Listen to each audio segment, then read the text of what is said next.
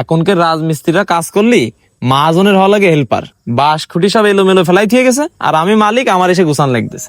ও ভাই, কি ভাই, কিছু বলবেন? বলছি এই বাড়ির কাজ কি আপনি করাচ্ছেন? এরে এখন আমি কি উত্তর দেব? এই হালাও কি মনে করতেছে আমি রাজমিস্ত্রির হেল্পার? জি ভাই, এই বাড়ির কাজ আমিই করাচ্ছি। তা আপনি এই বাড়ির জমির সাথে কি রাস্তার জমিও কিনেছেন? ভাই, আপনার কথার তো আমি কোনো আগামাতা পাচ্ছি না। আগামাথা পাবেন কি করে? দেখে তো মনে হচ্ছে আপনি শিক্ষিত লোক, তাই অশিক্ষিতর মতন কাজটা করলেন কিভাবে? আপনার ঘরের সামনে যে ড্রেনটা, আপনার ঘরের পোতার সাথে কারেন্টের যে পিলারটা। ট্রেন পিলার আমার বাড়ির সামনে, তো ওর কি সমস্যা? আচ্ছা, আপনি যে বাড়িটা করলেন, আপনি কতটুকু জায়গা ছেড়ে দিয়ে বাড়ি করেছেন? আমি একটা জিনিস কিছুতেই বুঝতে পারতেছি না ভাই, আপনি এসে আমার সাথে কি গন্ডগোল বাঁধাতে চাচ্ছেন? আমি কতটুকু জায়গা সাইডে দিয়ে বাড়ি করেছি সে কৈফিয়ত তো আর আমি আপনারে দিতে যাব না। আমি আমার জায়গা মাইপেই ইঞ্জিনিয়ারদের প্ল্যান করে বাড়ি করেছি, নাকি বাড়ি করার সময় কারো চা পানি খাওয়ার টাকা দিন এলাকার তাই নিতে আইছেন? ভাই, আপনি কিন্তু একটু বেশি বড় বড় কথা বলে ফেলতেছেন। আপনি কেমন ইঞ্জিনিয়ার দিয়ে বাড়ি করেছেন যে আপনার বাড়ি রাস্তার পরে চলে আসে? আপনি যে কালভার্টটার পরে দাঁড়ায় রয়েছেন, এই কালভার্টটার জমি কই আর আপনার বাড়ির জমি কই?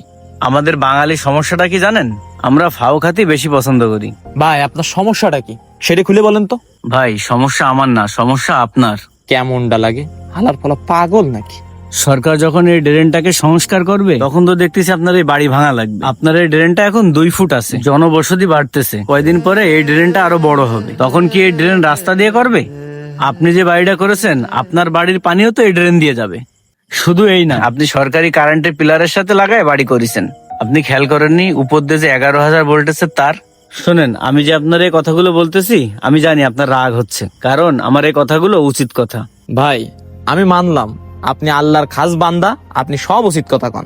তা উচিত কথা কওয়া মানুষ আপনি কি এলাকার জনপ্রতিনিধি নাকি? ভাই, আমি দেখতেছি আপনি প্রথম থেকে তেরা কথা বলতেছেন। আর শোনেন, কোনো অন্যায়ের প্রতিবাদ করতে গেলে জনপ্রতিনিধি হওয়া লাগে না। প্রত্যেকটা সাধারণ মানুষের ন্যায় কথা বলার অধিকার আছে। আমার তো মনে হচ্ছে আমার সামনে এখন ঢাকা ভার্সিটির টিচার দ্বারা আমার লেকচার শোনাচ্ছে। মনটাই আমার যা চাচ্ছে, তোর যদি আমি করতে পারতাম। তা ভাই, আমি বিরাট বড় একটা অন্যায় করে ফেলেছি আপনার এলাকায় জমি কিনে বাড়ি করতে এসে। তা আমার এখন করণীয় কি তাই কোন দিন আপনি?